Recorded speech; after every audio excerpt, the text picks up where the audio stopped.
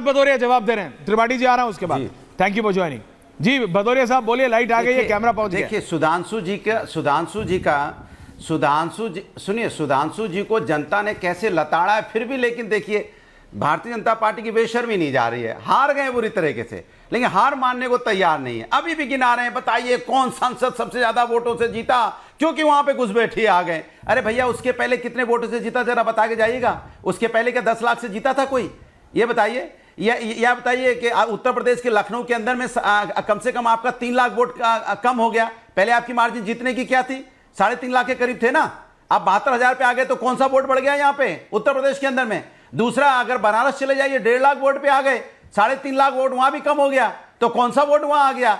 मैंने कुछ भी, हर जगह हिंदू मुस्लिम सिख ईसाई अगड़ा पिछड़ा करोगे, ये नहीं मानोगे कि जनता ने मारा है लताड़ा खींच के, क्योंकि अब जनता के मुद्दों पे बात नहीं करते। जनता ने आपको हरा दिया, संपूर्ण उत्तर प्रदेश की जनता ने आपको हराया है। और संपूर्ण उत्तर प्रदेश की जनता का मतलब समझते हैं आप, जिसमें हिंदुस्तानी हैं, हिंदुस्तानी में सभी जाति धर्म के लोग आते हैं, वो आप मतलब समझेंगे हिंदुस्तानी का। आप पता नहीं कहां चले गए सब में, कौन सी लोकसभा खोजने के लिए, कमाल की बात करते हैं। अगर वैसे ही अगर आप देखोगे तो इंदौर में 11.5 लाख करीब वोट से जीता है ना आपका नोटा के खिलाफ, उसको आप कह रहे हो ना सबसे ज्यादा वोट से जीता है। तो आप तो भैया कुछ भी कर सकते हैं, आप तो दिखाई दे रहा है अभी वहां जीता है। तो आपके जो वोट कम हो गए वो किसने कम कर दिए जरा बता दीजिए मुझे। आपकी 33 सीटें आ गई, 29 सीटें कम होगी, कहां से कम होंगी जरा बता दीजिए आप तो अयोध्या भी हार गए, जहां पे आप राजनीति कर रहे थे प्रभु राम की, वहां क्यों हार गए जरा बता दीजिए आप। अभी चले गए असम में, वहां खोजने के लिए घुसपैठिए थे। अयोध्या में कौन से घुसपैठिए आ गए जरा बता दीजिए आप। लखनऊ में कौन से घुसपैठिए आ गए, बनारस में कौन से घुसपैठिए आ गए। मैं पूछना चाहता हूं आपसे, लगा कितनी सीट बताऊंगा आपको, कहां कहां घुसपैठिए पहुंच गए भैया। आप हार जाते तो कहते घुसपैठिए आ गए देश के अंदर में, घुसपैठियों ने आपको हरा दिया। अरे आपने अगर किसानों की बात की होती, आपने अगर बेरोजगारों की बात की होती, आपने अगर महिला समस्या पे बात की होती, आपने छात्रों के पर्चे लीक पे बात की होती, जिस तरह से पर्चा लीक हो रहा है। पर्चा लीक का मतलब समझते हैं? ये जो पर्चा लीक है ना, ये राष्ट्रद्रोह होता है, और आपकी सरकार में हो रहा है लगातार। ये इसके पहले हुआ था, 60 लाख लोगों ने, जब हमारे यहाँ पे उत्तर प्रदेश के अंदर पुलिस भर्ती हुई थी तो 60 लाख अभ्यर्थी आए थे, लेकिन पर्चा लीक हो गया था।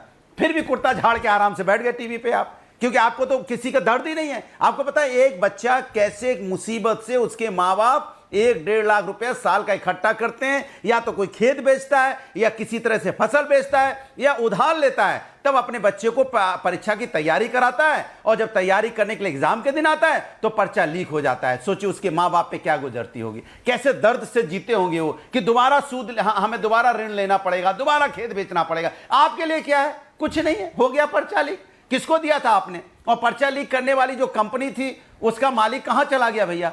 सुना है अमेरिका चला गया। कैसे चला गया भैया, किसने जाने दिया? मैं पूछना चाहता हूं आपसे। लेकिन आपको क्या फर्क पड़ता है? आपको ये तो बात सिर्फ करना है, आपको क्षेत्र खोजना जाए। नहीं, वो गुजरात की कंपनी, मैंने पूरा हिंदुस्तान के अंदर, नहीं, वो गुजरात की कंपनी 40 पे टिक गए आके, और आपको सब घुसपैठियों ने हरा दिया उत्तर प्रदेश में। नहीं, ये जो पेपर लीक का है, ये तो एक लार्जर क्वेश्चन है भारत की एजुकेशन सिस्टम के ऊपर। अनुराग जी, आपने इतनी देर उनको बोलने दिया, विपक्ष को बोलने दो ना, आपको भी बोल। अरे यार, बचाने के लिए मुझे 3.25 मिनट आप बोल चुके हैं। अच्छा बोलिए, और बोलिए। 1 मिनट और बोलो चाचा, बोलो। 1 मिनट और दे दीजिए, बोलो चाचा, 1 मिनट और दे दीजिए। बोलिए। बहुत देर तक प्रवचन सुना है, बोलिए। अब सुन लीजिए। जनता उनको सुनना नहीं चाहती, आप जबरदस्ती सुनवा रहे हैं बीजेपी को। अच्छा, आपको सुनना चाह रही है, देख लेते हैं। वोट उनका कम होगा, जनता ने उनको नकार दिया है ना। अब सुन लीजिए, मैं अपनी बात कह रहा हूं। ये कौन सा नकार? यही मैं सवाल ये है कि इस तरह के जो बच्चों का पर्चा लीक हो रहा है, इसकी जिम्मेदारी इनको लेनी चाहिए। जिम्मेदारी तो ले नहीं रहे हैं। इनके मंत्री ने क्या बोला कि नहीं, कोई पर्चा लीक नहीं हुआ था। अब पर्चा लीक हो गया तो कह रहे हैं पर्चा लीक हुआ है। सवाल ये उठता है कि आपके अंदर संवेदनाएं नहीं है, वेदनाएं नहीं है, बच्चों का दर्द नहीं है। आप इधर उधर की बातें करते हैं, सत्ता आपकी, सरकार आपकी, एजेंसी आपकी, पर्चा लीक हो जा रहा है। दोष किस पे छोड़? माने अगर किसान आत्महत्या कर रहा है, दोष कौन? विपक्षी। अगर महंगाई बढ़ गई, दोष कौन? दोषी कौन? बीजेपी के हिसाब से विपक्ष। अगर यहाँ बेरोजगारी बढ़ गई, दोषी कौन? विपक्ष। अगर यहाँ पे छात्रों का पर्चा लीक हो रहा है, दोषी कौन? किसान आत्महत्या कर रहा है, दोषी कौन? विपक्ष। महिलाओं पर अत्याचार हो रहा है, दोषी कौन? विपक्ष। आपने अगर काम किया होता ना सुधांशु जी, तो आपको असम में नहीं जाके वो एक पॉइंट टेकन। अनुराग भदौरिया, देखिए आपका जो एजुकेशन सिस्टम और जो पर्चे के ऊपर सवाल है, वो पॉइंट तो लाजमी है। पहले सुधांशु जी, मैं सिर्फ नीट एग्जाम की बात नहीं जानता। उत्तर प्रदेश से तो आप भली भांति वाकिफ, आप जानते हैं राजनाथ जी आज लखनऊ में वापस गए हैं, उनका पूरा वहां पे वो हो रहा है, स्वागत हो रहा है। लेकिन यूपी पुलिस का पर्चा के लिए जिम्मेदार जो व्यक्ति था आर्य, वो गुजरात की कंपनी यूपीएसटीएफ ने कोर्ट में बोला है कि वो यूएस चला गया। उसने नोएडा में एक कंपनी को, लॉजिस्टिक कंपनी को हायर किया था, उस कंपनी का भी मालिक गायब है। ये एक बड़ा लार्जर क्वेश्चन है, सिर्फ यूपी पुलिस या फिर नीट का नहीं, एक बड़ा लार्जर एजुकेशन सिस्टम। और कहीं ना कहीं केंद्र सरकार, हाँ, law and order state subject है। अनुराग जी, मैं बात कर रहा हूं, आपने बोला 4 मिनट 52 सेकंड बोला आपने। Now thank you, please relax. Sudhanshu ji, एक लार्जर सवाल है, एक लार्जर सवाल है कि आपको स्टेट सरकारों से, राज्य सरकारों से बात करनी पड़ेगी अगर आपको करना है। ये नीट बना था इसलिए कि उससे पहले जो सिस्टम था वो ज्यादा खराब था। Sudhanshu ji calm down, thank you. Sorry Anurag ji calm down, thank you. अनुराग, क्या अनुराग जी, एक सेकंड ज्यादा नहीं बोलूंगा, बोलिए, ज्यादा नहीं बोलूंगा। सूरज जी, यार आप एंकर को नहीं बोलिए, आप मेरे से ही लड़ लेते हैं, बोलिए। देखिए, राजस्थान में बीच में बोलिएगा। राजस्थान में एक मंत्री हैं, सुधांशु जी, शिक्षा मंत्री राजस्थान में है, भारतीय जनता पार्टी के। उनसे पूछा, भैया पर्चा लीक में जो धांधली हुई है क्या करें?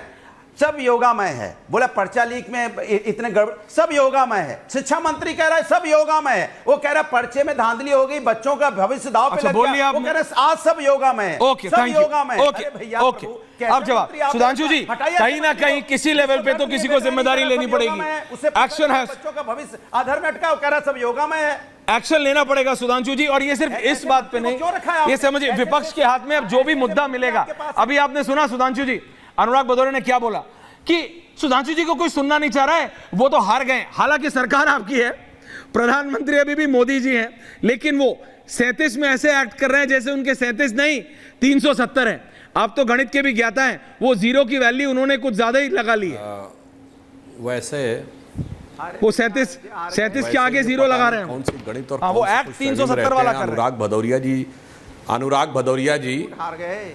हाँ, बता बीच में नहीं, थैंक यू, स्टेप बता रहा हूँ। अनुराग भदौरिया जी जिस विधानसभा से विधानसभा लड़े थे, जो खैर इनकी पार्टी ने इनको मतलब शहादत करने के लिए दी थी, उस विधानसभा में हम 72,000 से आगे हुए हैं महोदय। आपकी पार्टी क्या स्थिति है? बाई इलेक्शन हम 52,000 से जीते हैं आपकी विधानसभा में। तो आपने क्या काम किया?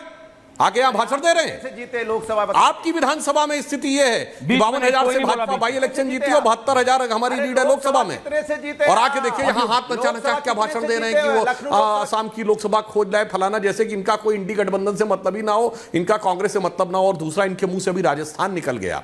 राजस्थान में 1.5 दर्जन पेपर लीक हुए थे। राहुल गांधी जी चू बोले थे। उल्टा राजस्थान के मुख्यमंत्री अशोक गहलोत जी का बड़ा चर्चित बयान रहा था कि जब उनसे पूछा गया था, उन्होंने कहा मैं सब ठीक कर दूंगा, मैं जादूगर हूं।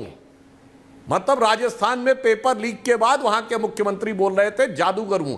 हमारे शिक्षा मंत्री ने क्या बोला? पूरी गंभीरता के साथ बोला, किसी बच्चे के साथ अन्याय नहीं होने देंगे, जो लोग दोषी हैं उन पर कठोर कार्रवाई करेंगे। मामला न्यायालय में विचाराधीन है। न्यायालय से ज्यादा जानकारी का दावा ना भदौरिया जी कर सकते हैं, ना हम कर सकते हैं, ना रत्नाकर जी कर सकते हैं। तो हमारे मंत्री ने कहा कि जो न्यायालय का निर्णय होगा अक्षरशः पालन करेंगे। चौथा स्टेप यह किया कि आगे की चीजों को लेकर व्यवस्था में कैसे सुधार किया जा सकता है, इसके लिए उच्च स्तरीय कमेटी बनाएंगे। हमारे यहां किसी ने नहीं कहा जादूगर हूं, और ना किसी ने इस पर चुप्पी साध ली कि जैसे राहुल गांधी जी ने चुप्पी साध ली थी। मगर अब इस विषय के ऊपर भी आते हैं। जो आप ये कहने का प्रयास कर रहे हैं महोदय, चुनाव खत्म हो गए, अब तो जिन राज्यों में आपकी सरकार है कुछ करके दिखाइए ना। जो कहे अनुराग जी प्लीज बीच में नहीं, दिए थे कि 5 तारीख के बाद आके ले जाना 8,500 रुपया खटाखट, तो 8,500 देना शुरू करो। राज्यों में सरकार है ना, दीजिए। कर्नाटक में खटाखट, पंजाब में खटाखट, तेलंगाना में खटाखट, काहे नहीं दे रहे भाई? अच्छा चलिए, और कुछ नहीं, कहे थे हम पेट्रोल डीजल के दाम कम कर देंगे। क्या किया? कर्नाटक में 3 रुपए बढ़ा दिए। काहे बढ़ा दिए भाई?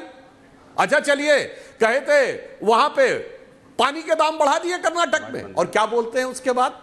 डीके शिव कुमार, इनके उप मुख्यमंत्री, का क्या बयान है कि साहब तो पैसे ही नहीं रह गए थे जल निगम के पास तनख्वाह देने के भी, इसलिए बैठाना पड़ा। और तब कहते मुफ्त में देंगे, सब मुफ्त में दे रहे थे। मैं ये कह रहा हूं, जैसे हम लोग थे विपक्ष में थे, हमने करके दिखाया। पूरे यूपीए के शासनकाल में भाजपा शासित राज्यों में कृषि विकास दर 10% से ऊपर है। हमने करके दिखाया था विपक्ष में। विपक्ष के समय में कृषि विकास की दर में मध्य प्रदेश ये उसकी संवेदना पूरे भारत में फूड ग्रेन में सबसे ऊपर गया था। और यूपीए शासनकाल में कृषि कर्मण पुरस्कार मिला था। 20 सूत्रीय क्रियान्वयन समिति का पुरस्कार गुजरात को मिला था। अरे जहां सत्ता में हो, अब करके दिखाओ ना।